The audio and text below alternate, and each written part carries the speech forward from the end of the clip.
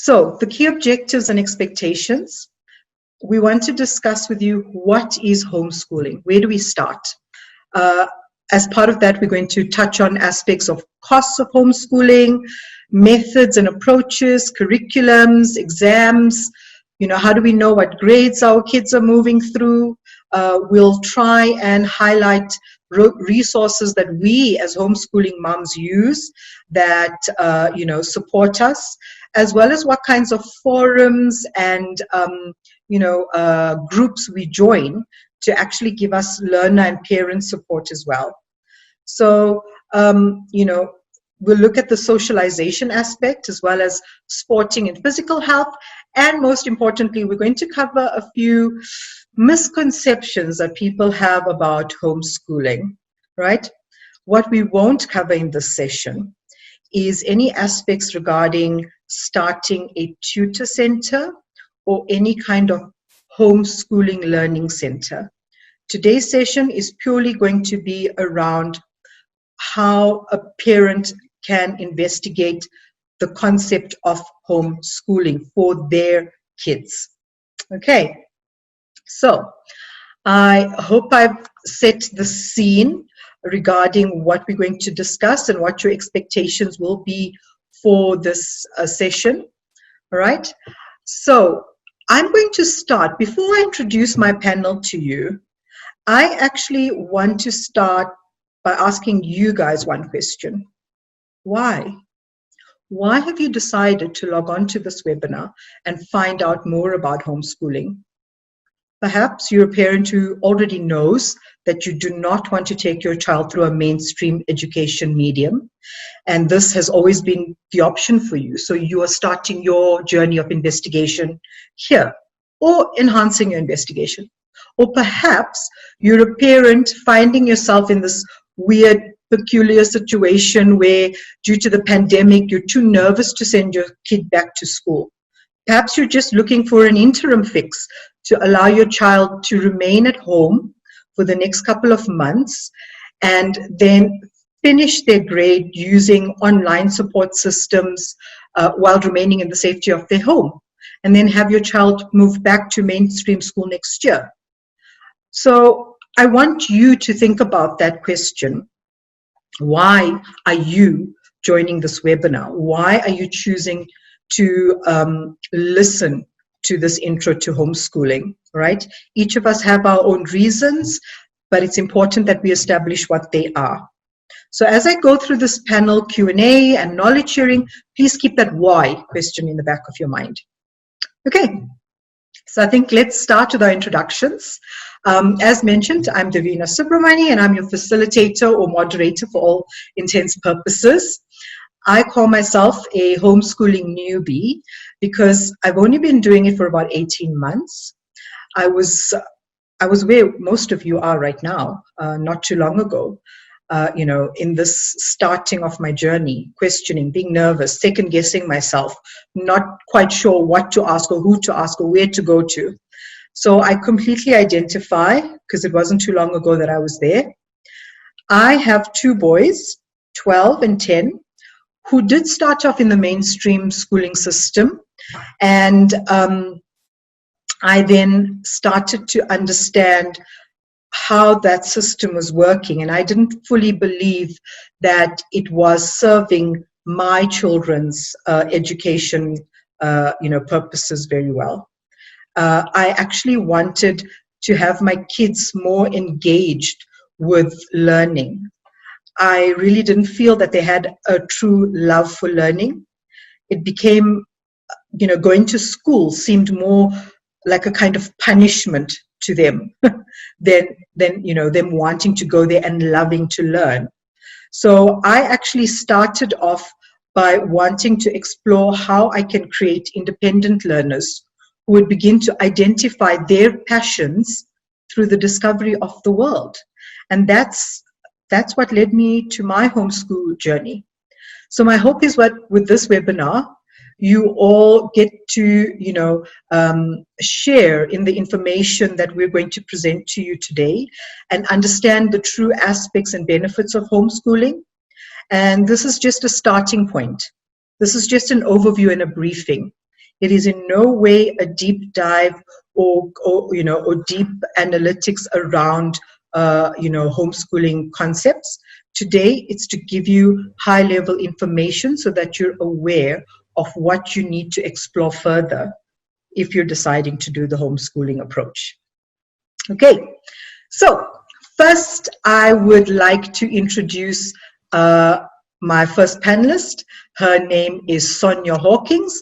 Sonia is not just a homeschooling mom, but she has been homeschooling, actually she's been one of the pioneering homeschoolers since it became legal to homeschool in South Africa. Sonia, please introduce yourself to our participants. Yeah, good evening to everyone. It's really a lovely opportunity that Davina's created for us to just chat to each other and, just speak from our own hearts as homeschooling moms. I've been homeschooling for many, many years, 20 plus years. I found out about homeschooling shortly after my eldest son, which is turning 24, was born. And I thought, I don't even know what this concept is and how it works. And I started my investigation, reading in books and the books that were available. And, I was absolutely fascinated by how children learn and how their brains develop and how one can actually support them. So, I've made it an extensive study to understand how the brain works. And I must say, through the years, I not only homeschooled my own 2 children, but I've had the opportunity to also homeschool other people's children as well. And you start seeing what works and what doesn't work. And it's really amazing to see children gaining confidence again and starting to love learning and experience learning on a new level. Perfect. Thank you, Sonia. So my next panelist, her name is Roxanne Shumi. Roxanne is an entrepreneur as well as a homeschooler for many years, and she's my go-to person for anything regarding social, mindfulness, nutrition, sporting aspects of homeschooling for my kids. So Roxanne, please introduce yourself to our participants. Thank you, Davina, and good evening, everybody. I'm Roxanne Chumi, and I'm an holistic health and wellness therapist, energy healer, and mom of 2 beautiful little girls. Joshua, aged 11, turning 12, and Tanisha, just turned 7. Now, we have been an eclectic homeschool family for just a little over 8 years now, and we have found ourselves taking this path and not choosing mainstream, because we are confident in knowing that our children have the best possible resources available to them by us taking on their education. Now, being a successful homeschool graduate myself, I have seen firsthand the pros and cons of choosing this path. And I can, however, confidently say to you today that being given the opportunity to choose correspondence study over a formal classroom setup allowed me to develop into the best academic version of myself. And this same opportunity to grow and learn freely is one that I wanted to share with my children. Now, the narrative for quite a few homeschooling journeys shares a similar flow. And like Davina, I also battled accepting the norms of trying to fit my girls into a box. In 2013, after a school readiness assessment, I was very bluntly advised by an occupational therapist to consider Ritalin and remedial classes to successfully cope with Joshua's ADHD, dyslexia, and an inability to remain silent and sit still in a classroom. I remember thinking to myself that I was definitely not going to medicate my 5-year-old, and seeing and knowing the passion that she had for wanting to learn, holding her back for a year wasn't an option either, but continuing to home educate was.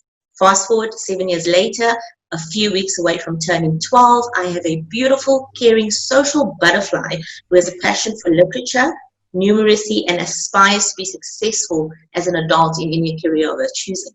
The academic achievements and milestones that has been reached with my children have been astounding, and having the opportunity to see this progress and growing passions daily is why I am an advocate for homeschooling. Beautiful. Thank you, Roxanne. That was a great introduction. And I think you've actually just given all of our viewers a lot of confidence in homeschooling. So my next panelist, her name is Rayanta Shurdran.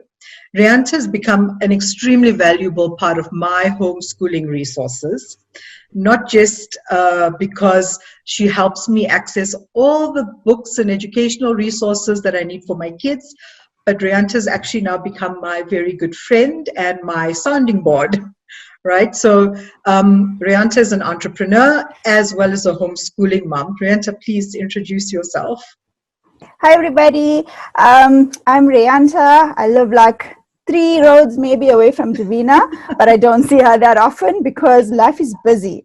I've got 2 kids. Leah is just turned 12 last month and Asha just turned 7, so we had 2 lockdown birthdays and lots of chocolate cake. Yeah. This is our 3rd year homeschooling. It's been fun. It's been busy. We have our crazy, daunting days. This all started when we had issues with the private school Leah was in. So we decided to start homeschooling her. It's been going great. I will not send her back. It's been the areas we struggle in, we will find our way around. But we are very happy with the way life's turned out. Asher had a different journey. He's just turned 7. He has speech delays, so school proper normal size classrooms wasn't an option for us with Asher. So we opted for a tutor. We have a tutor who I take him to a male tutor in our area for 3 hours every morning. And so at 11:10, he's back home riding and racing. We're racing around the house with him, and we're trying to fit in schooling, and it's crazy. It's busy, but it's a huge change if you look back to our lives 5 years ago. But you get to know your children in a different way, and you begin to understand how you can actually create so much of impact, as opposed to having them go to school and seeing them 5, 6, 7 hours later. It's amazing the impact that we can make in our kids' lives, and I wouldn't change that forever. Beautiful. Thank you, Rayanta. Lastly, I would like to introduce to you Rebecca Liebenberg. Now, Rebecca astounds me with her knowledge of all aspects homeschooling. She's been doing it successfully with multiple kids, and she's just very au fait with all facets, from the Department of Education to the Pestalozzi Trust and legal aspects. And yeah, she's one-stop homeschooling shop. So Rebecca, please add to that. Thank you very much, Davina. Can you hear me all right? Perfect. Great. Good evening, everybody, and thank you for having me on your panel, Davina. I'm a mom to 4 children, and I have homeschooled most of the way, but my children have also been in public and private schooling. We've used tutors. I still use tutor centers. I've also homeschooled my nephew for 2 years during that period when he was younger, and he went back into mainstream in grade 6. I took my oldest children out of junior school and I started homeschooling them when my 3rd child was just starting grade 1. My youngest was almost a year old at the time, so I had my own 4, and that was in 2008. And then in 2010, my nephew joined us for 2 years. So we had a lot of children, and it was tough going when they were little. My 2 older children went back into school to finish their Cambridge AS and A levels into a private school. And my middle child also went into school for 2 years just to do her IGCSEs, but we decided that wasn't working out too well. So she came back home to finish. She'll be done with this year with her matric, and she plans to study business and economics next year at university. My eldest is studying mechanical engineering. She's also working 2 jobs part-time, and she's left home now, so she lives in her own place. My son is studying music. He's currently also doing a trading course, and he works part-time. And my youngest, who's 13, is still doing our eclectic homeschooling. She plans to start with Cambridge next year, possibly, but will only start doing exams when she's about 16 years old. I don't believe in extensive testing for children until they are emotionally ready for it and actually want to be tested. All my children only started testing around about grade 10 level. I've got quite a lot prepared here to say. I didn't realize I'd written this much. I want to just say that homeschooling is going through quite a metamorphosis. It has been for some time now. Many people are convinced that homeschooling preschool is as academically relevant, and others consider that this is exclusively a parent's role. So I'm going to briefly tell you what my journey entailed, and you can decide what you think constitutes homeschooling or not, because it can be quite a personal perspective.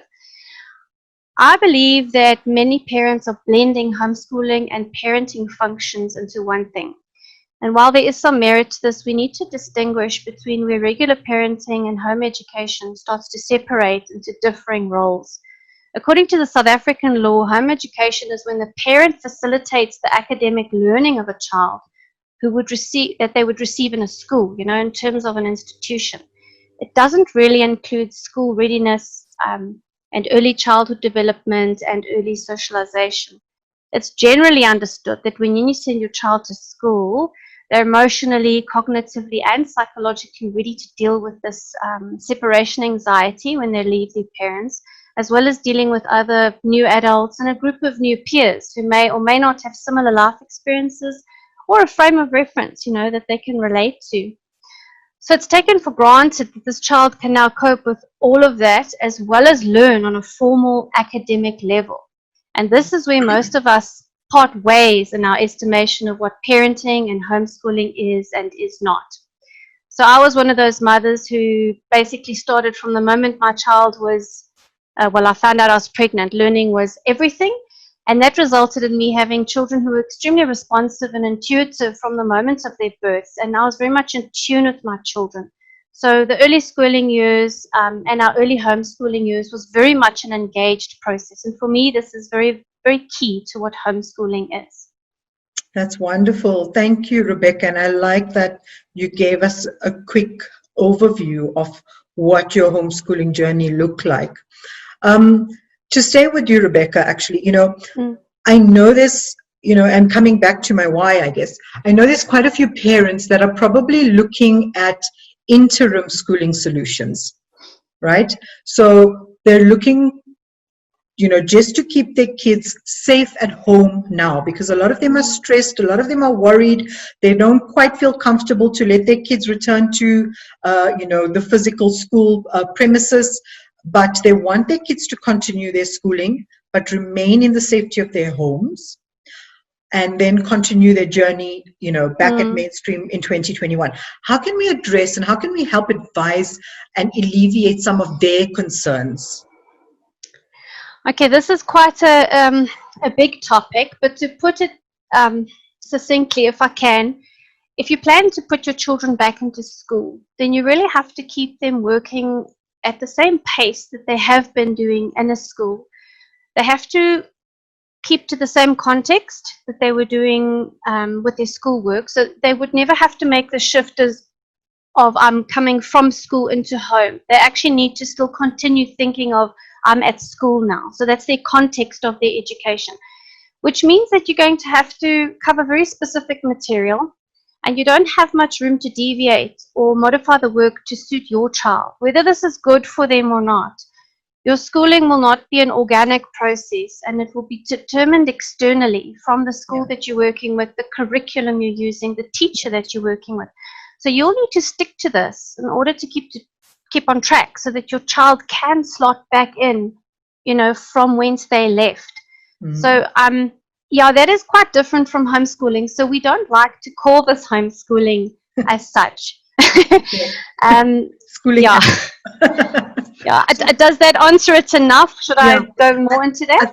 I think you've made this very, very clear, and I want to, if any of the participants here are finding themselves in that situation where they know they're just scared for now, they want to keep their kids in the safety of their home, but they have all intentions of putting them back into their regular schooling routine from next year, then please be mindful of what Rebecca's just discussed. And I think also it's important to discuss this with your school. Explain to them you're not comfortable to allow your child to return to the physical school building, but you do want to continue their schooling, and what options can the school help you with? How can they help you ensure that your child stays on track so that they can return, to school next year, if that is your intention? I would like to mention one thing.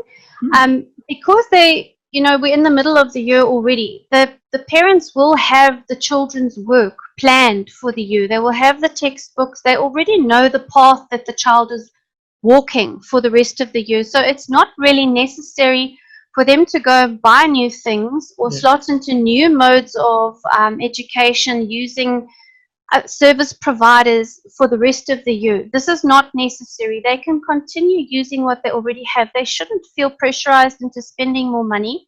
And so long as they're keeping in communication with the child's teachers, and I see most teachers are very, very helpful. I've only heard wonderful, wonderful things. To stick to the syllabus, keep up with what your child's teacher is planned, and then realize that you are not actually the facilitator in this case. The teacher is the facilitator, whereas you as the parent are now helping the teacher deliver the work, which is not the same role as a homeschooling parent who becomes the facilitator and there isn't a teacher authority body overseeing any of it. So the roles are slightly different. The content will be very specific, and a teacher and parent relationship has to really become very strong for the sake of the child. Good. Then I'm going to ask you, what then is homeschooling?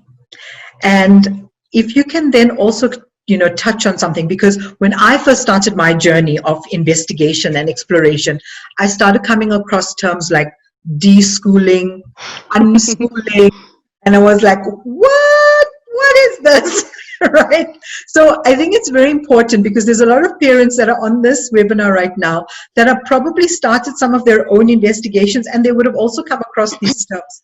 So I think it'll be good, Rebecca, if you can just give a brief highlight of what is homeschooling in the way we are trying to introduce it to them, and then what is the deschooling and unschooling. Guys, just to remind you all, again, like I said, this is not a full unpacking of all concepts, because we only have an hour and a half. We can't go through everything in this intro.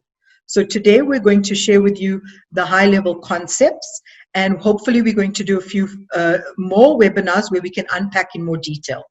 But Rebecca, please share with us the difference between these.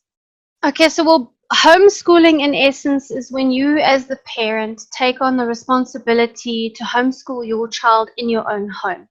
This means that not only are you responsible to make sure that it happens, but you're also accountable to prove that you're doing it and that you have done it in the past. So that goes to the assessment and the minimum requirements, that kind of thing. But it's not necessarily removing your child from education. It's just a different way of looking at education. And there are only 3 modes of education allowed in South Africa, according to law. So we've only got that to work with currently. And it is changing, but we have to work with what we've got. So you've got public schooling, private schooling, and homeschooling, and that's all that's allowed. So if your child is not in a public or a private school, which is registered, you are homeschooling. And homeschooling means you are facilitating the schooling of your child at home. It doesn't cover the cottage schools and any other kind of small informal school which isn't registered. We're not going to talk about that today because it gets very complex, but that's just the basic overview of that. Now, the difference between unschooling and deschooling, it's not really something one can compare anyway. Unschooling is one of the approaches of homeschooling. So when you homeschool, you can do it in the manner that you feel is going to fit you the best and it's going to work well for your children. You can do a bit of research on what pedagogy is and what you would like to do for your child. And a lot of things that you look at, you will find won't work, but you need to look for those things that is going to suit your child. So depending on what kind of learner your child is, if there are special needs, also how your personality works with delivering the material, if you'd need help, all that sort of thing. So unschooling is an approach. Unschooling is specifically a child-led approach, and it's an approach to the content which is different. It doesn't mean that you can't or you shouldn't cover the outcomes that a child needs to do in each grade. It just means that you're going to approach it in a very different way. It needs a lot of discussion, so we can't really go into detail. It is very labor intensive for the parent. There are a lot of people who think unschooling means doing as little as possible. It's very much not the case. I did it for a while. I must say it's probably one of the most difficult approaches I used. It is a tremendous amount of work, and you have to do a lot of preparation for something that you would want your child to learn incidentally. So you're doing a lot of background encouragement for the child, but the child doesn't experience that. The deschooling is something completely different. Deschooling is something you're only going to do if you want to permanently homeschool, and that is just a period of time that you take to help your child shift their mental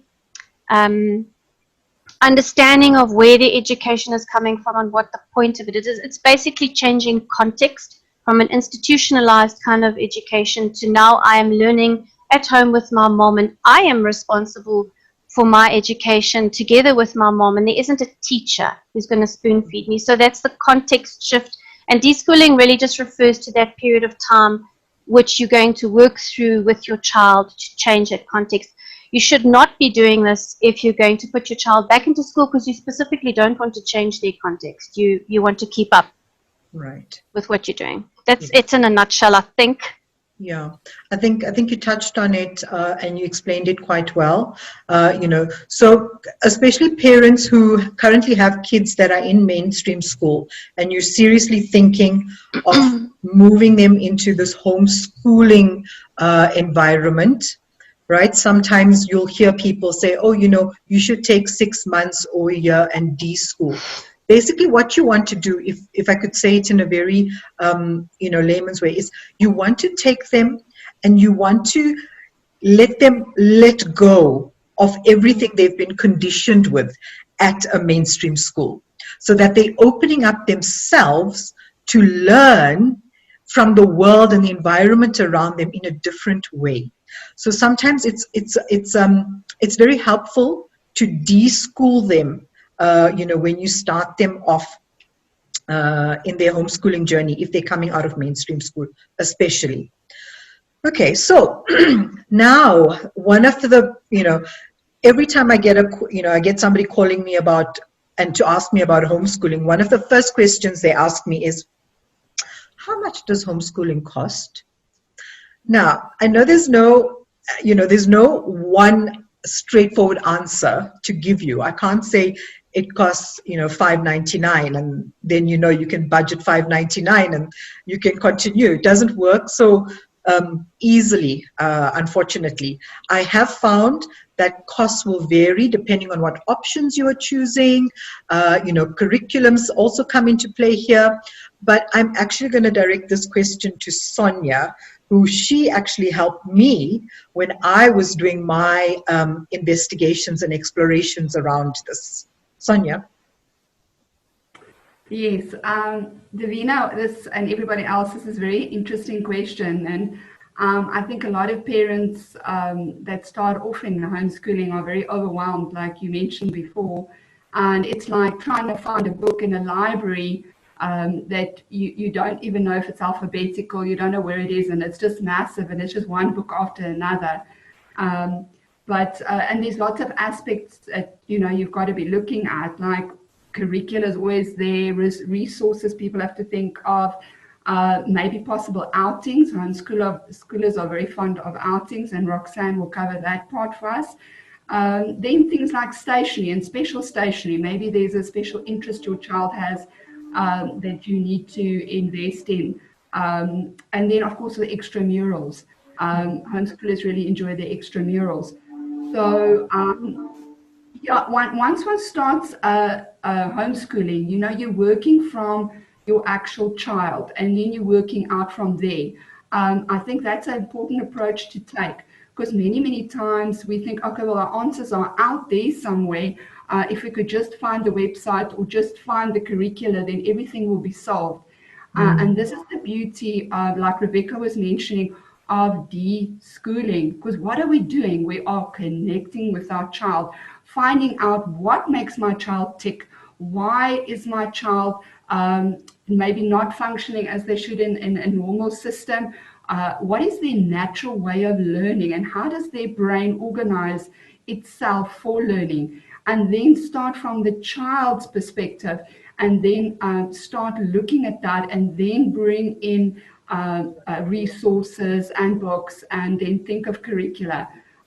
So it's a very exciting journey. I think everybody can find something that's really affordable for them. And, you know, just if you just take a little bit of time. And I think in the deschooling period as well, I'm sure all those at homeschool will agree with me, it also gives you that breather to say, okay, well, what am I going to do as you get used to what your child is about?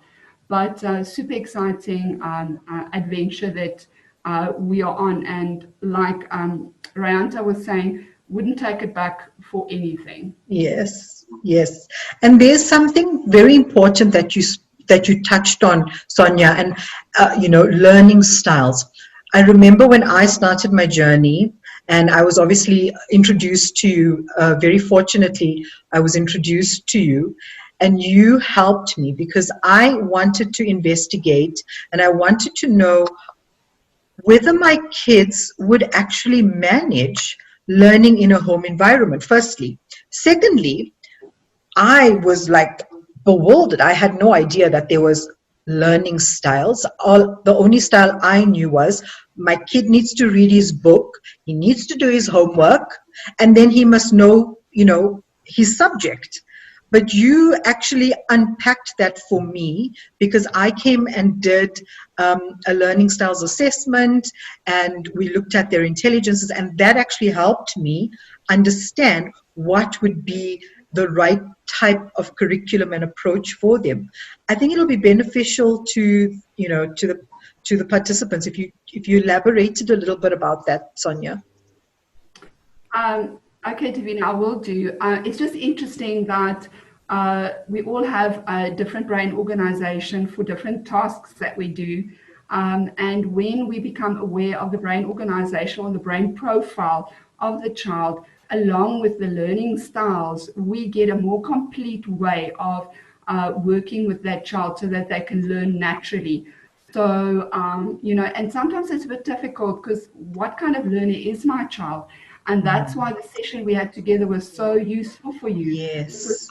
We could focus on what was your children's needs, and not only what your children's needs are, but what is your needs as a mom, because you are going to be working together as a team. So how do I cope under stress? What happens when I get stressed? What does my brain look like? How do I react?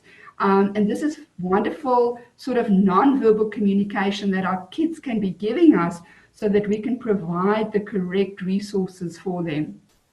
That is so brilliant because, like I said, you know, my son who was in mainstream school used to often get in trouble for talking too much.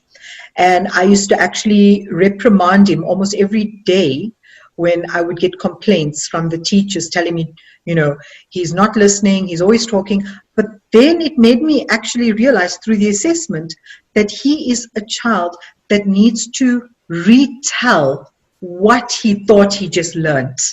So by talking and saying it back to his friends or talking to his friends, he's actually then allowing it to settle in for himself, you know. And sometimes as parents, we're not fully engaged with that part. We don't always understand that about our kids, that, you know what, they learn in different ways, you know. Some of them are more visual, some of them are auditory. So I think if I had to share a little tidbit with parents, if you are truly interested in understanding your child and really putting them on a good footing, before you start spending money on buying a curriculum and signing them up with all kinds of online resources, do yourself a favor. Go and investigate learning styles, right? You can do it with, you know, somebody who's a practitioner, you know, and then look at their intelligences, because kids, every single kid, I promise you, every single kid is born with talent. some talent, every single one of them. And it's our duty as parents to try and help them uncover that and actually further develop it and give them opportunities to explore it. So I know all of you here because your kids are really important parts of your lives and you want the best for them. So I'm giving you a little bit of advice here. Try and investigate learning styles as well as in the intelligences. Okay, so now that we've shed some light around the cost aspect, it's not as, you've probably now understood, it's not as straightforward as asking a question, what will it cost me? There's various aspects that you need to consider, from stationery to books to outings to the type of curriculum you want to use, etc. The next thing that I'm usually asked, and this is an important one, how do you know what grade your child is in?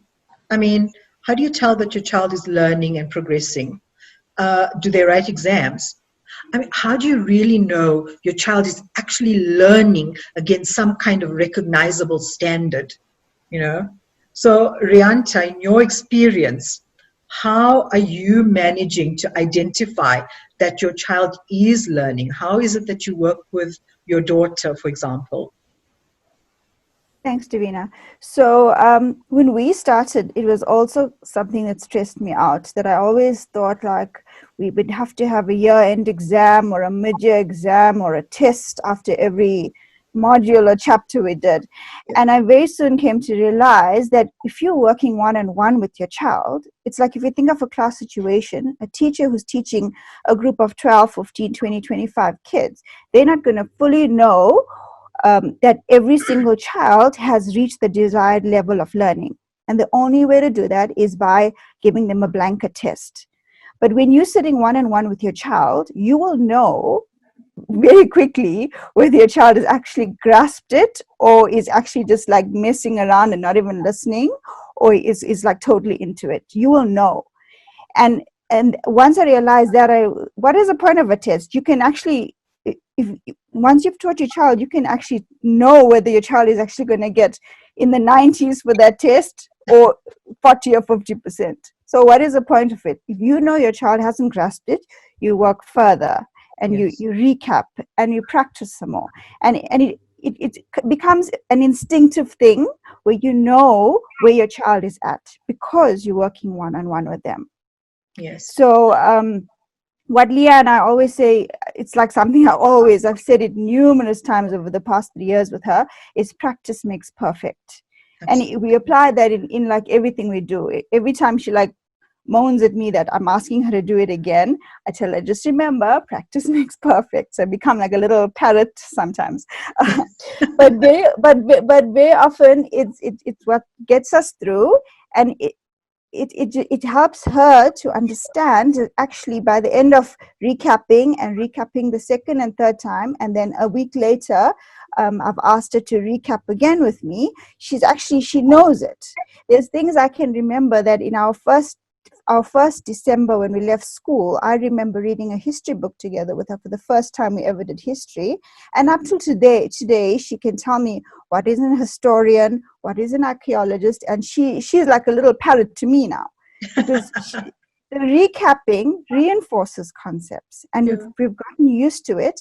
Yeah. And we actually there is no place in our lives for test or examinations any longer. Right. It doesn't serve the purpose that we think it serves. Right. So very often throughout the year, we would use school-based like little workbooks and things that are grade relevant. Mm-hmm. And we use that just to make sure that we're not going too far off a formal curriculum. So if they have done fractions in grade 6, we know that somewhere in that year of grade 5 or grade 6, we would have touched on fractions. If she reaches a point where she can't do something that's in any of the grade related books, then we know, okay, we need to see where we missed this out on, and we fill it in. So the school-based resources or workbooks that you come across in stores and that are freely available sometimes is just to keep us on track. But there is no place in our lives for tests or examinations. Okay. I think that's a very good response, that, we're very conditioned to think standardized testing is the only way to ascertain if your child is learning. And if you are homeschooling, you are going on a journey of educating the whole child, not just to prepare the child to pass a test or an exam. There is a bigger concept around learning that homeschooling explores.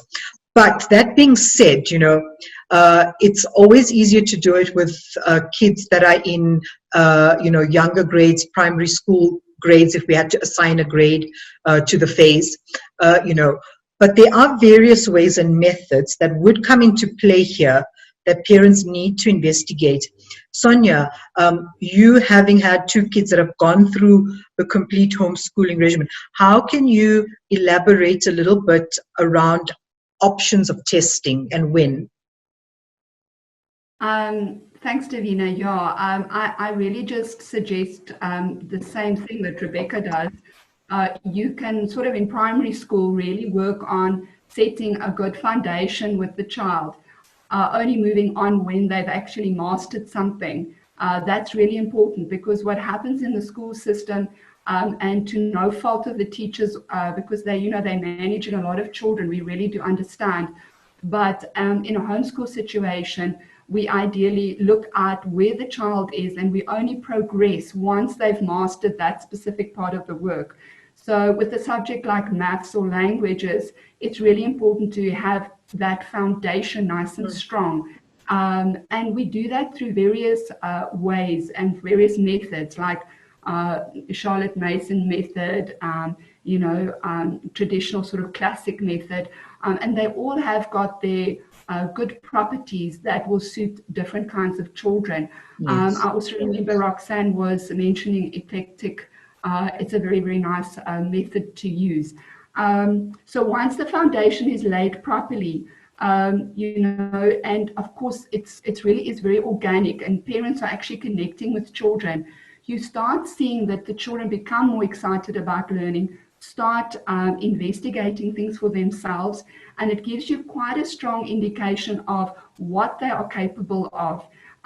So when one moves towards grade 10, that's really a year that you want to have something formal in place, so that you can actually progress later, because if they would like to go to university or whatever, a very good thing to investigate is what the Finland schools have done.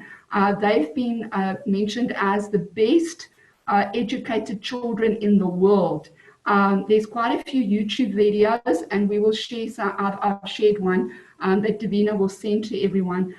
Go and look at that. The Finland children have a more friendly approach to their whole even school system, and it is a lot of what us as homeschoolers are actually doing already. So have a look at that. That's really something really important. Another aspect I just want to mention is a lot of homeschoolers, when they think of homeschooling, they're thinking South Africa because we are in South Africa. Fair enough, but what becomes interesting with this online option that we've got is you can actually study a degree in another country. Yes. And there's an interesting option that my son has actually also picked up. There are some universities that would actually, give like a free sort of university degree for people that come from other countries. So, for example, Germany, you can go and study in Germany for free when you are a foreigner, but of course you need to have mastered your German, that you can actually find tuition in German. So there's many options online. So don't just think South Africa, think international. My son and my daughter are fortunate enough to have an international matric, and of course the South African equivalent to that. So that there's possibility for them to study wherever they like. Just consider that for our older children. Yeah, I think that's very important. One of the things, and just speaking now around, the grading and, knowing how your child is progressing, etc. I remember when I first told a family member a close family member of mine, that I was going to take my kids out of mainstream school and start homeschooling them. He looked at me really perplexed, and his first question was, so how will you do that? I mean, you're not a qualified teacher. How will you teach your children? And that is a question I think almost all homeschooling parents have encountered at one point or another. So Rayanta, if I can ask you your experience, I mean, how are you managing to work with your daughter? How are you helping her to learn? And is it possible really for your child to be able to learn from you, even though you're not formally qualified as an educator?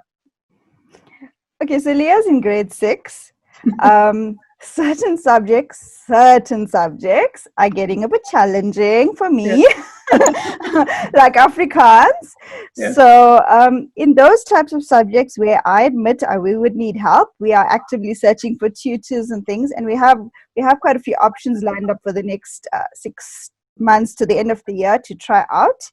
So we already had a few sessions with a tutor, and we're quite happy. But basically, no, you don't need to be an expert. Very often we learn together. I read up a few minutes ahead of time if I need to, or we read together. I help her understand the things she needs to understand. We use YouTube videos. We do science experiments. She joins science workshops that are in our area if we need to for certain topics, or regularly. You don't need to be an expert. You learn with your child. And very often what I find helps a lot is we use real life experiences. So when we needed to bake the chocolate cake, it was actually my birthday that we did, just for the sake of maths, we double the recipe. So she had to double every single ingredient and calculate it and figure out which cups to use. And then during lockdown, my hubby's car wouldn't start. So we went into a whole combustion and learning more about science in that area. And we actually hadn't covered those topics before. So it was good to have a reason to pull out the science encyclopedia and then look up some kind of physics that we haven't yet delved into. So no, you don't need to be an expert, and we can help each other learn together. And the resources out there we're never lacking for resources. Even if we can't find a book, the YouTube is amazing. So there is no such a thing as we're stuck. It's beyond my means. And in the country we underestimate the help there is out there. There's tutors, there's students who are doing excellent work at university and are looking for ways to use their free time. There's lots of tutors around who can help you once a week, even only once a month, if that's what we can afford for that month. So there isn't a case of, I'm not an expert, my child needs to go back to school. Perfect. Very, very well put. So if I can then ask you, keeping on the, the area of curriculums and approach, in your household, what kind of curriculums are you using and what approach do you use? So with us, time is of the essence. So we don't have time to do every single subject every day, and we don't have the strict routine where we're starting at 8 and we're stopping at a certain time. Leah works throughout the day. Some days I find her doing Afrikaans at like 5 in the afternoon while I'm packing orders for the courier to come. She's suddenly doing Afrikaans. So it's a matter of whenever she feels the need to fit things in, because I give her a set amount of things to do, and I give her a few days to do it. So it teaches her time management, where she needs to know that a certain thing has to be done by midweek or by the end of the week, and she needs to do it. Whether she does it at 5 in the evening or at 8 in the morning, it really doesn't matter. It's when she is energized and motivated to do the work. So we don't have any strict routine in terms of that. And our curriculums, we follow an eclectic approach. So for maths, we're quite strict in terms of that we make sure we don't fall behind. Even if it's something that she's struggling on, we spend more time with it and we get through it. Even if it means where we need to look beyond the resources we have, it's just something that has to be done. She has to do it. We do it. We move on. If we recap a month later, if it is something she struggled with, but we do give some leeway with Afrikaans and science, but with maths and English, she knows that those are the core subjects. It doesn't matter how much you like or don't like it. This is what's done, and we're doing it. So I actually now, in the last 6 months, I don't get any more complaints about, do we have to do this? Why do we have to do this? Can't we just skip this? We've gone beyond that. She knows she's big. Now she needs to buckle down and she needs to do her work religiously. So it works well for us. And it as they get bigger and they understand the relevance of education in our total lives, work becomes less of a struggle. They begin to see the relevance and the importance of it, and they understand that to achieve a certain type of lifestyle, you need to educate yourself, and it becomes something that older kids will understand, and it makes sense for the family to grow together with that kind of thinking. Yes, beautifully put. And, just to summarize on that, so you're using an eclectic approach, and I also find that works very well with my kids. So instead of just subscribing to one specific curriculum for everything, we find that we look at language arts from The Good and the Beautiful, for example, and science from there, and then we use Matthew C, which is a really excellent math program. But again, it depends on your child's ability and their progress, and what will actually fit their learning style best. So just as a reminder to everybody listening, when it comes to curriculums, try to understand what will work best for your child from understanding their own learning styles, right? I will be compiling a list of all kinds of resources that we found helpful, including forums, etc. And I will be sharing that with everybody that's RSVP'd to the email, okay? Now, I know there's a lot of parents there who have kids that are in high school or in the high school phase, and they are all worried about, will my kid go to university? What do they need in terms of entrances? What are recognizable senior certificates for admission purposes? And Rebecca, you have kids in this phase. How are you preparing your kids for life after homeschooling?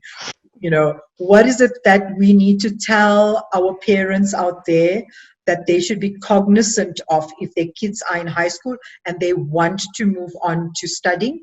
And not just like what Sonia mentioned earlier, not just studying here within South Africa. Maybe you have aspirations of your child studying abroad. So what is nationally and internationally recognized? I know it's a big question, but no, it's fine. And hopefully, you can share some insights with us. Before I talk about that, I just want to continue with your topic you just finished with what Rayanta was saying about the eclectic schooling, and I just want to mention to parents that, and this goes to specifically high schooling, you actually have to start homeschooling with the end goal in mind. Yes. This is actually very, very important, because to be able to map your pathway that you're now going to travel with your children, you've all got to work towards something. And now as you grow from each phase development with your child, things are going to change for you, your circumstances might change, and your children change because they're growing. They change a lot. So what you start out using for preschooling and the early grades might not work for you if you go into the next phase, and then whatever you change to might not work for the high schooling either. So you really need to remain open-minded about this, and you need to sort of keep your ear to the ground to see what is available out there. Talk to a lot of other parents and connect with your child, like we've been saying, and let them become part of the custodians of their education, so they can also choose, the things that they would like to do.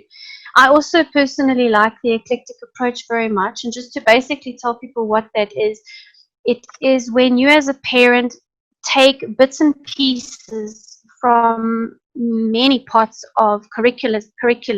You sort of basically take facets to build a whole.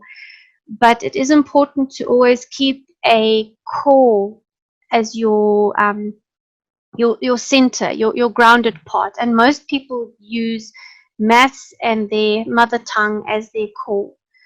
For us, it was English and maths. So you would look at a really good curriculum or aspects of various good curriculums. Like we also use the Maths You See. We really like that. That was our maths core. And we used literature-based part of a curriculum as our English core, and around that we build everything else, and that changed from year to year, sometimes a couple of times in the year, but we kept the maths and the English core going all the way through. And this is where it ends up in the high school years, where you've got your level of linguistics and your numeracy and your literacy are strong, so that you can cope with what you're going to choose now in your phase of further education and training. So now, if you've done this with your end goal in mind, you would have been careful throughout all of that to make sure that your children, if your child has got something like dyscalculia, which is an inability to manage with numbers, you would eventually have discussed this with your child. And obviously your child's not going to go into a commerce subject or medicine or something like that. So you would start looking at university options, college options, perhaps technical training, vocational training, anything that would fit in for your child. So that would be your end goal, and you would start catering for that before you actually start doing those last 3 years, because you can't start grade 10, which is actually, it works like this. It's grade 10, 11, and 12. We should actually stop seeing it as grade 10, then grade 11, then grade 12. We need to start seeing education as moving from one phase to the next, because those 3 years that you work within each phase, you're actually building on a whole.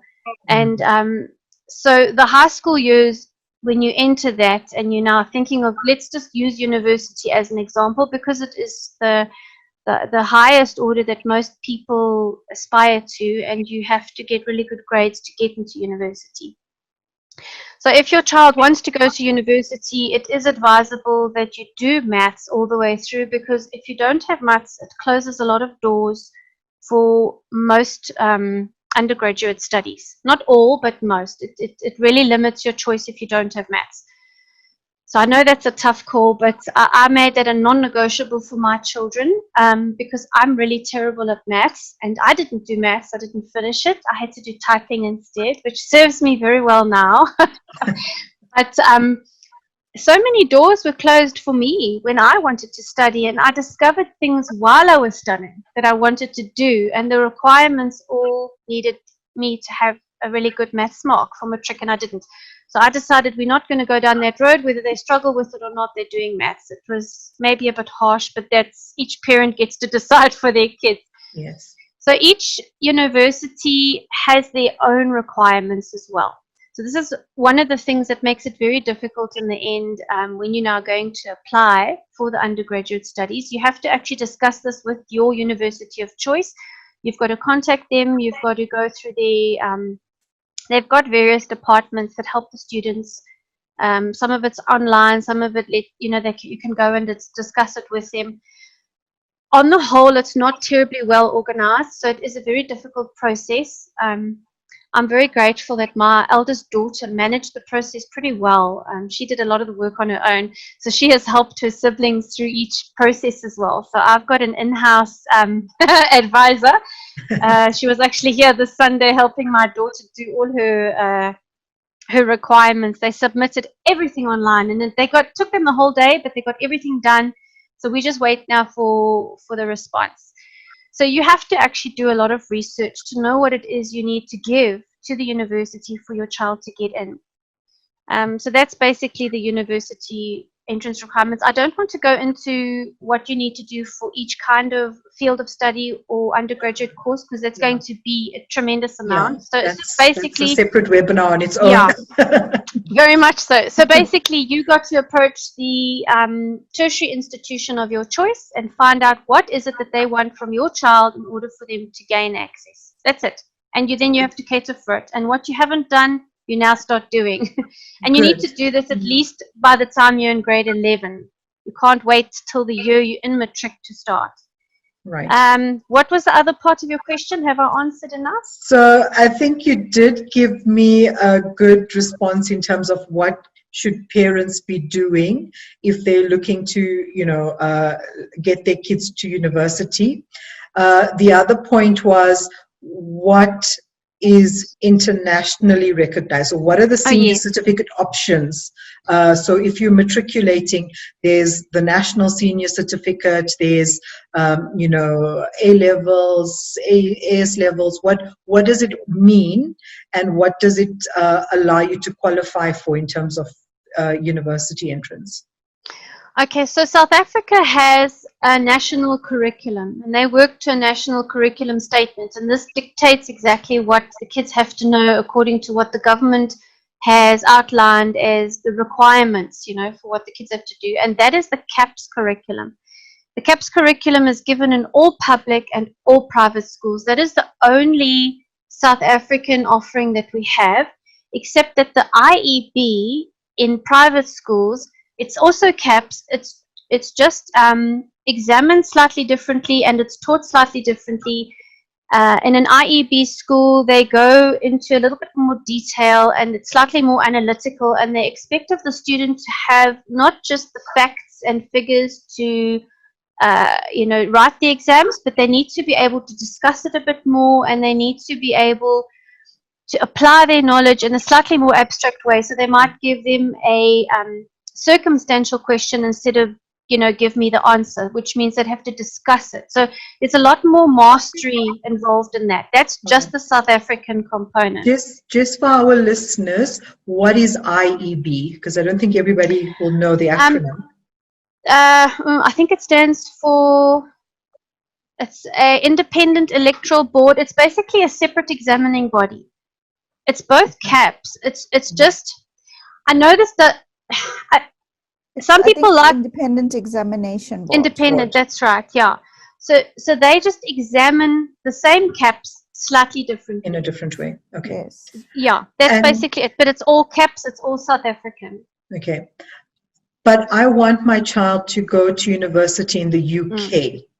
Can I write this IEB exam, and will that be accepted for university acceptance into the University of Warwick, for example? Okay, that's the loaded question. The South African, our curriculum is not recognized everywhere. So you need to actually, there isn't a list that exists that I could give you. And if I did give you a list, it would be what was relevant today, and by the end of the week, it might have changed.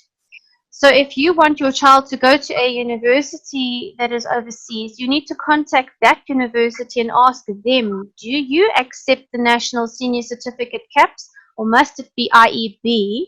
And what are the grade levels that my child has to have for which subjects to get into which undergraduate study? It gets very complex. So no, there isn't an answer for that, but yes, South African education is accepted in most places overseas as a matric qualification. Right. That is a South African counterpart. Okay. I think, the reason I'm asking these questions, and I want Rebecca to go into it, is because I know there are a lot of parents who are mindfully investigating homeschool, and not a lot of them are convinced yet around how that would translate post homeschooling for their kids in terms of university. What will happen to them after that? They're not all going to join the circus and become a trapeze artist. They can actually go to university because they will have a well-rounded education, but that is in your hands. So if you know your child is showing a passion and aspirations for mechanical engineering, for example, then choose curriculum, choose learnings that will help him or her understand that concept further. And if their intention is to become a motor mechanic, okay, fine. What do I need to know to be able to work on a car engine? Or if he wants to pursue it academically, contact the university. I would suggest do it, start your investigations if your child is in the grade 10, 11 phase, right? Start it. Figure out how to help him so he can be or she can be well prepared if that is their intended route, okay? So unfortunately, guys, as we're going through this, you're learning it is not, a cut and dried approach. Homeschooling really is where we are involved in our kids' education holistically, so it's not as easy as just dropping them off somewhere and then hoping that they'll come out on the other side perfectly well. It really is holding their hand and going through approaches with them, letting them understand and learn, and hopefully they actually become independent learners and they show you where their passions lie and you help to continue guiding them. Okay, so we've been speaking a lot now around curriculum, choices, examinations, and so on. Roxanne, this is for you. I know you have 2 kids that are homeschooling, and you also mentioned, doing an eclectic approach. I think we actually spoke quite a bit about eclectic approach now. But tell me, in your home, what do you find, and you also mentioned you use an eclectic approach at the beginning, what do you find as helpful resources for your girls? Something that you can share with our participants today.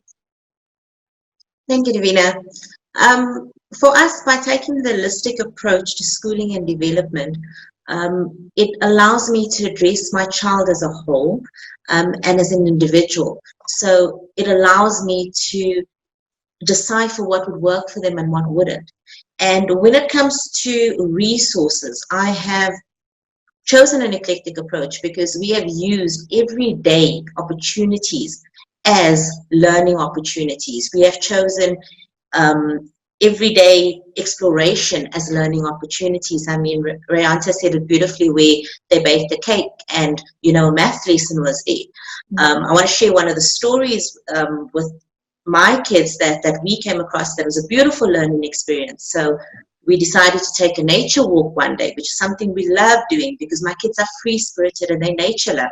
So I know that if I take them out to nature, they're going to be relaxed, they're going to be calm, and it allows for them to absorb knowledge a little bit better.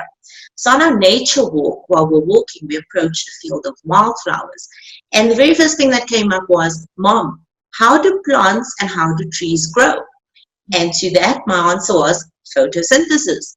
And then they asked me, what is photosynthesis? And there, at that very point in time where we were, like in that point, in that field where we stood, we immediately started with a lecture on photosynthesis. We started on a full-blown lesson on how plants use and organisms, including humans, need energy to fuel the metabolic reactions of growth, development, and reproduction. So that's what happened there at that point in time, because an interest was piqued. There was a curiosity that I saw in my child, and I used it as an opportunity. Now, being eclectic allows us to do that. It gives us the freedom to choose materials, resources of various in various curricula. It allows us to use various opportunities and options to learn. And this has had an amazing result for us. I mean, like many, we have chosen, our set curricula for subjects like maths. We use Khan Academy religiously. That is one of my go-tos for mathematics. But we have decided that everything just flows and everything is a learning opportunity, and we have used that in our day-to-day experiences. We troll bookstores. Any type of book that we find and it looks interesting, we pick it up, we buy it, and we start reading. There's no set reading books for my children. And by doing that, it has allowed my kids to have a love for reading because they are allowed to choose their genre. You know, so it has allowed my kids to explore different aspects. And like you said, I mean, we've explored the beauty of eclectic homeschooling. And I know that approach doesn't work for many. And parents must understand that even though we sound like we're advocating for eclectic homeschooling, that might not work for every single child. Correct. Because some children will fare better with a box curriculum approach, where they might not fare better with an eclectic approach. And I think Sonia would agree with me that finding your child's balance, understanding who your child is one of the first steps that parents should take in actually, you know, before they actually decide the route and the path they will take in their homeschooling journey. Okay, beautiful, beautifully put. And just for all the parents online, there is an exhaustive list of resources, both, you know, not just curriculum providers, but I'm talking about exhaustive list of websites, YouTube channels, you know, blogs, and you know, different Facebook forums, etc., etc. What we are going to do for you is I've asked my panelists to share with me all their go-to resources. Right? I have consolidated a list which I am going to share with all of you, you know, at the end of this. So it will actually help you, you know, further investigate some of the concepts. Like I said, we can't unpack all of this in great detail now because of the time limitations that we have. So before I continue, I want to touch on a few misconceptions regarding homeschooling. And one of the biggest misconceptions that I continuously encounter actually is around socialization. You know, are homeschooling kids socially well adjusted compared to their formal counterparts, formal schooling counterparts? Roxanne, I would like you to take that, please. Thank you, Davina. I agree with you. There are many myths doing the rounds with regards to homeschoolers being unsocialized. Now, many individuals feel that by not being a part of a formal classroom filled with peers will result in their little ones becoming socially awkward. Now, this is a genuine concern, but one that has been debunked time and time again. Apart from various studies conducted within our homeschooling community, the very developed ability to socialize and clear communication skills that have been displayed amongst many of our homeschool children has been proven beyond a doubt. Now, to genuinely address this concern, we must ask ourselves, what is meant by socialization? Socialization not only refers to social interaction, and I think this is where the lines become blurred, because people feel that for my child to be socially adequate, they need to have consistent and continuous social interaction. But that is not where it ends. Social interaction and the understanding and learning how to navigate a society's norms and rules of behavior all fall under the bracket of socialization. Now, as I mentioned before, this is a much needed skill and is usually met with the need for interaction with classmates in a school setting.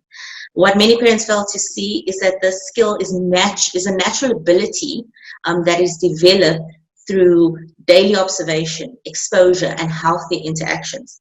Now, to say that all homeschool children are as skilled or even more so than mainstream learners and vice versa would truly be an unfair comparison.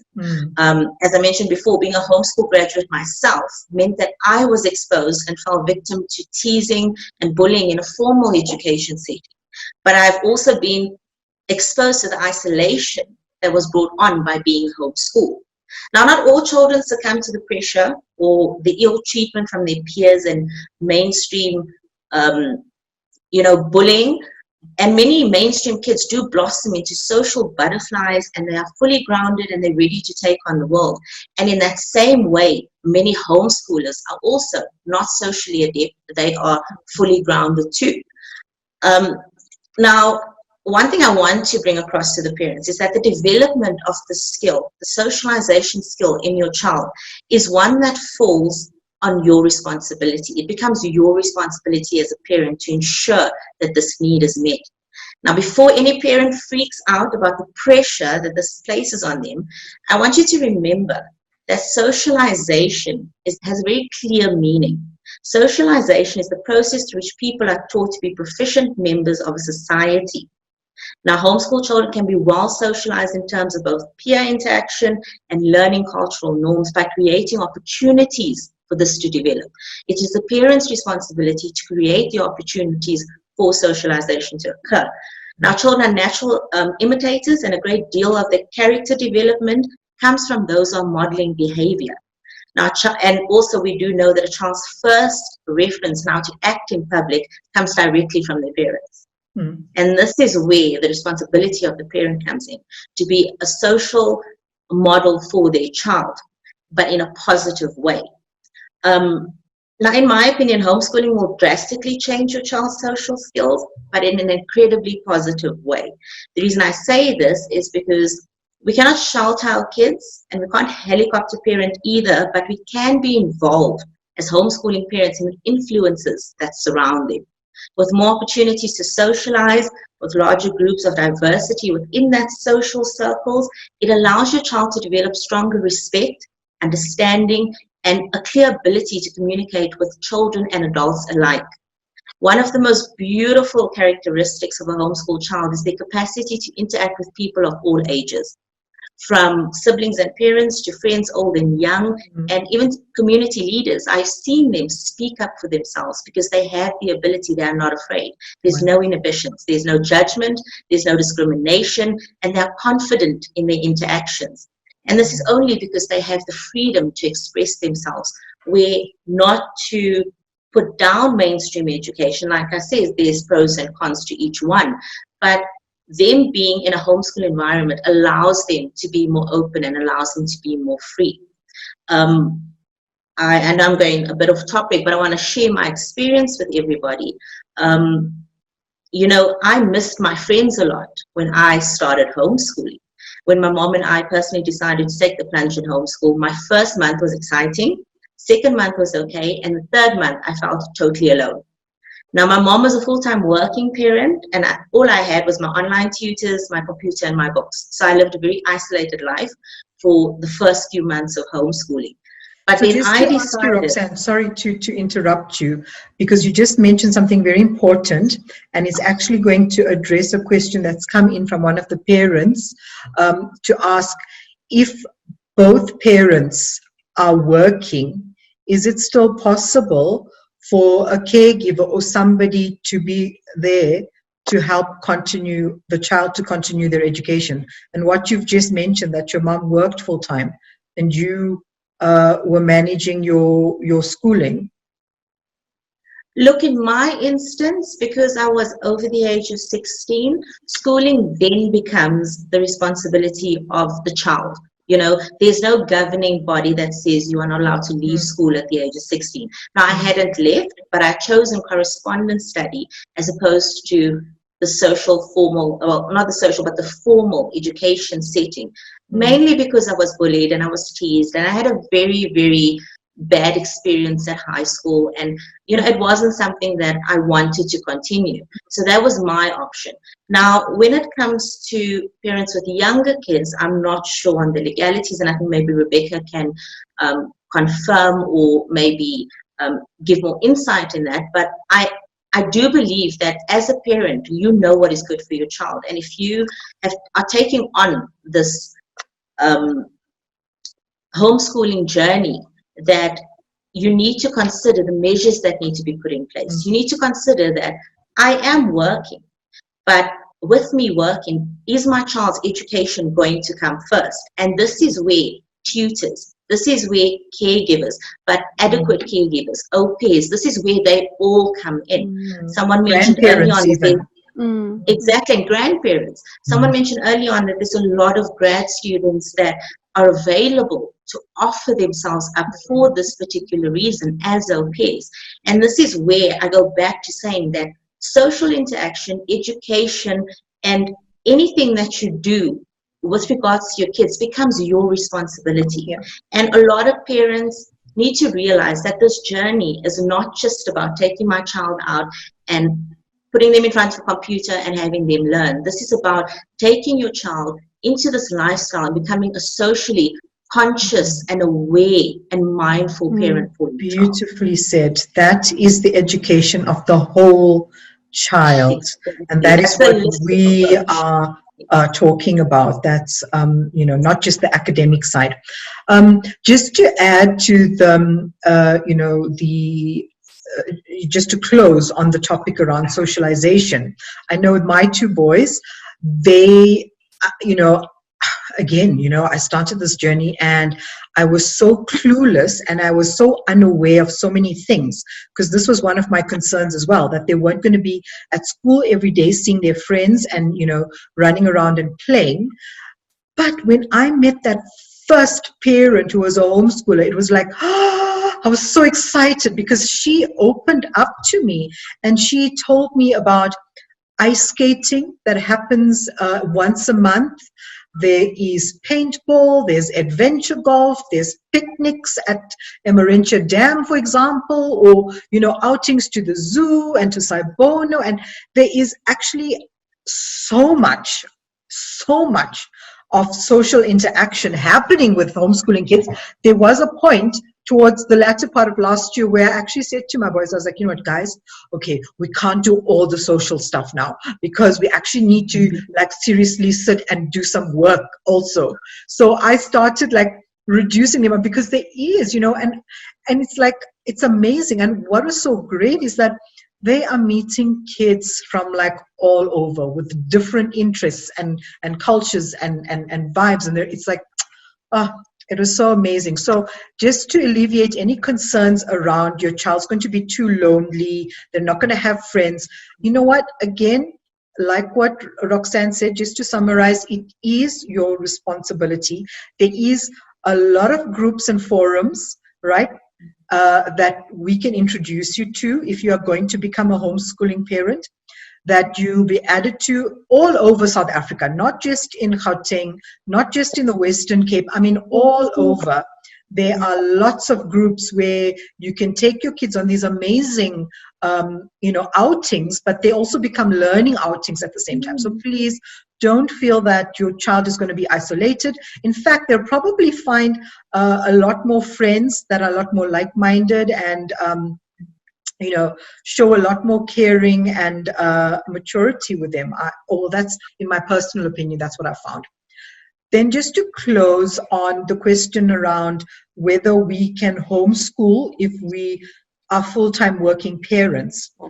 I know of a few parents that are working full-time and that are managing to have their kids' school at home. This, again, comes back to you, what options you want to choose for your child. You can do the au pair route. You can do the grandparent route, perhaps, or a caregiver that is sufficiently able to assist your child and direct your child. But that being said, a lot of this then helps your child become an independent learner. And I would hope that that's what your journey is, with the approach to homeschooling. So it is very possible. Please investigate further on what your options can be in order to do this if you are a full-time working parent. And there is concepts, while we're not touching on it in this webinar, there are concepts like tutor centers and sort of homeschooling centers. We can do a separate session on that altogether, but there are various options. So I will ask you to please do a little bit of investigation. Now, Davina, can I just mention something while you're on that topic? Yes, please go ahead. We just need to bear in mind what is legal and what is illegal. And at the moment, you are allowed to homeschool your child. And the definition of that is the parent is facilitating the education of their own child in their own home. So if you work full time and you drop your child off somewhere else for the day, that is technically illegal. It's actually not allowed I know that a lot of people do that, but we're in a gray area because there exists a very huge need for that. And the problem we have is that we don't actually have laws that can cater for that. So there isn't a law saying it's not allowed, but there's also not laws saying that it is allowed. So by default, it is illegal. And especially for the younger grades, the big problem with that is that homeschooling, you have to have your child registered for homeschooling if they are between the age of 7 and 15, which is grade 1 to grade 9. After that, a child can leave school of their own free will at the age of 15, and then you can do the further education and training as you want. But that is currently set to change according to the new laws that the Bella Bill and the policy will be bringing in. But at the moment, we're still working on the old laws. So when it comes to younger children, the complication with this is when you're leaving your child in the care of someone else, it ceases to be an issue of education, but it now becomes an issue of child care, which means the people that look after the child, it's a separate legal issue completely. So the people who look after the child need to be vetted. It's got nothing to do with the education. They might be fantastic teachers or able to teach your child, but that's besides the point. So the government needs some kind of system whereby they can make sure that people who leave their children essentially with strangers have got the correct processes by which to make sure that those people are safe if the children are young, and then also that they're qualified to do the teaching. So we must be careful not to tell people that they can just get an au pair and the kids can sit at home, because there has to be some kind of follow-up, and also you can't drop your child off anywhere. If you're homeschooling and your child is registered as a homeschooler, as a parent, no matter what you do with your child, you still remain accountable. So if the school you've put your child in is not registered, and the government fines the school, which they do from time to time, they close the school down. They might impose a small fine on the school, but they are actually able to prosecute you as a parent for making that choice. The school doesn't get prosecuted because the accountability rests with you, not with the school. Okay, that is an extremely important point. It is, yes. It is. And that actually brings me to my next question, where I was hoping you would address that, Rebecca, is parents actually just want to know where to start. What should they know in where to start? So, for example, my kid is in mainstream school. I want to go through this approach of homeschooling. And like we mentioned at the very beginning, we're speaking about homeschooling, not tutor centers, and we're not touching on, homeschooling centers. We're speaking about actual schooling your child, at home yourself. So what should the parent be mindful of if they want to remove their child from a mainstream school and then continue with the homeschooling educational journey? Thank you. To start with, you have to again start with the end in mind. So if you're removing your child from school, you have to have made the decision now that you're going to not put them back into school. And based on your ultimate goal, you'll be able to decide where to start, because now you've got your map that you're going to work towards. So obviously, if you've removed your kids from a mainstream schooling, I would advise a period of deschooling. It does tend to be a contentious issue whereby people believe it's not necessary, but I think one needs to play it by ear, depending on your child, what the circumstances are for the child leaving the school. For instance, if there's a situation of trauma, I would recommend a deschooling period where the child would have to go for possibly therapy, where the parent and child can reestablish their relationship, and the child can grow a better perspective and attitude towards their school, because they're not going to learn anything anyway if they are upset or traumatized or unhappy. They won't retain the information. And then if they are in high school, they would start with the work they were doing. But if you take them out of junior school, then you've got a lot more leeway to look at the various curriculums and consider the various approaches that you would like to implement. So again, it would be a tremendous amount of research, But when you leave the school, you basically have to go to the school and tell them you're going to homeschool. So you deregister the child. Some of the schools will give you a letter to say that this is the transfer letter. You do not need the transfer letter to start homeschooling.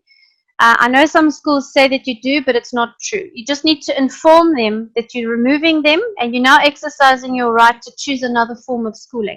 It would be the same as if you move your child from a public school to a private school or a private school to a public school. You're just changing the format, and you don't need permission to do that.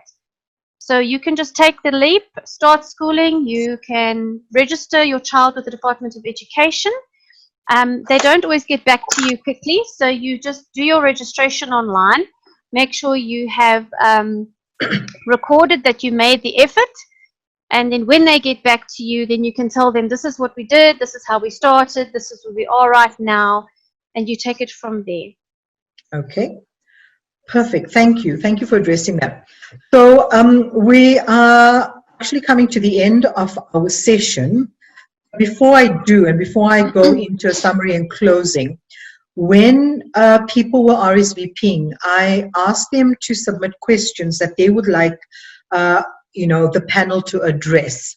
While I think the panel has addressed quite a few aspects of, homeschooling and questions that came through from the emails, I want to just read a few questions that come in and direct them through to our panelists. So the first question comes from Kim. Kim didn't tell me where she's from, but her questions are, my boys are registered with Impact. Impact is a curriculum provider, just for those who didn't know. So my boys are registered with Impact. Should we still join the Pestalozzi Trust? Rebecca, would you firstly tell people what the Pestalozzi Trust is and then answer Kim's question? Okay, this is a very common question, and it comes with some misconceptions. When a parent removes a child from school and they're now going to homeschool, they register with the Department of Education, so their child is registered as that type of schooler. That's got nothing to do with the curriculum you use or the service provider you use. You registered your child to homeschool, and that's between you and the Department of Education. It's a contract, an agreement as a parent. You're now undertaking to educate your child. That is separate from the curriculum you might choose. Impact is one of the service providers. They provide the CAPS curriculum right the way from grade R all the way through to matric. It's quite a good curriculum provider in that they are very strict about aligning with the national curriculum statement. So the government is very happy with what they provide because it's sort of similar to, they try to be similar to what they're doing in schools anyway. So if you register with Impact, that doesn't mean you've registered to homeschool. That means you've registered to be one of their members to buy their product. And I think the misconception comes in with the word register. If you're buying something, you have, you're a member of that organization. So that's not the same as saying that you're now legal because you've told the government what you're doing. So if you registered with a service provider, you still have to register with the Department of Education because it's not the same matter at all. We shouldn't confuse the two. Now, the Pestalozzi Trust is an organization who've been very involved with all the legal aspects of homeschooling for, I think, over 2 decades now. They started, I think, before it was even legal to homeschool. So they are a legal defense fund where you also register with them like you would with Impact. It's a membership basis. And you pay them an annual fee, and as a legal defense fund, they undertake to protect your rights to homeschool, because you have a right to homeschool just like you have a right to put your child in private school if you don't want them in public school. It's a matter of choice. So if you get into trouble from the Department of Education or the welfare organization, or your doctor doesn't like that you're not giving your child antibiotics or something and you get reported, they often go for you because you're a homeschooler. And if they bring this homeschooling thing up, the Pestalozzi Trust are the people who would now defend your right to homeschool. They obviously can't discuss the other stuff if the social workers and stuff get involved. That's a separate matter. but they are a legal defense fund, and many people choose to become members with them. But the thing is, you have to become a member with the Pestalozzi Trust before you have any hassles because of the legal complications. Once you have an existing case, you can't now go and get legal insurance for something you already know exists. So you need to start that early on in your process. Most people take their children out of school, they go and join the Pestalozzi Trust, then they register with the Department of Education if that's what they do, if they want to do, and they start homeschooling, and they normally don't hear from the Department of Education for months, up to sometimes years. They phoned me once, right in the beginning of my homeschooling journey, somewhere in 2009, and I never heard from them again, and it's been over 12 years now, so it's been long. I was a member with the Pestalozzi Trust for most of that time, but my kids are kind of grown up now, and well, I feel I can defend myself quite happily. Yeah, so you should go look on their website to see what the Pestalozzi Trust can offer you. All the information is there. And registering with a service provider is not the same as registering with the Department of Education. And that's also not the same as registering with Pestalozzi Trust. These things are all different aspects, and they cater for different things within the jurisdiction of homeschooling in completely different ways. Okay, I think that was a very, very good explanation.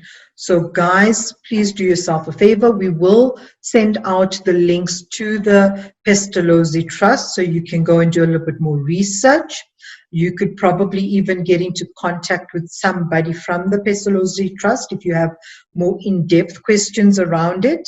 So I strongly advise you to make sure you go and find out the information regarding the legality, regarding the membership fee, as well as registering with the Department of Education. Understand what it is that you need to do. We will provide you with the links to all of these, sites so that you find all of the additional information that you need. Okay, so that actually goes, that answers quite a few of the other questions that came through from parents. I have one more. This is from Rushana Salih. She asks, please confirm if you have to register with the DBE if you plan on homeschooling. Rebecca, I'm going to throw that one back at you. Okay, this is another loaded one. I'm going to speak about it from two perspectives. Firstly, from our own personal perspective, and then from the official perspective. Officially, according to law, you are required to register your child with the Department of Education when you remove them from a formal institution who would otherwise do the registration for you. The reason for this is the Department of Education wants to know where the children are. It is about census statistics and also making sure that children are kept safe. So that's the basic crux of the matter. They want to know that your kids are actually getting an education.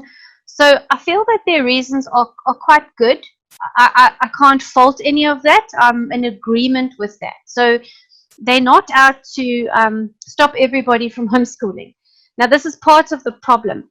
Now, the process of registration is fraught with tremendous amount of hurdles in that the laws surrounding it in the various acts don't all coincide with each other and speak to each other in a coherent way, so that it tends to infringe on some of your parental rights, as well as it tends to bind your children to a future agreement which can be changed at any date.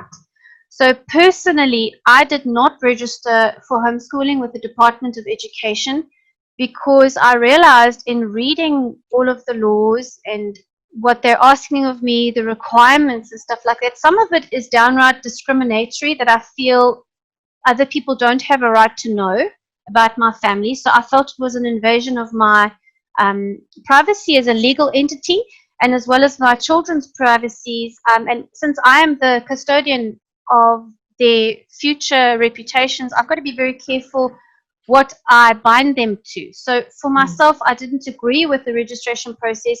I joined the Pestalozzi Trust. But the thing is, the law says you have to register.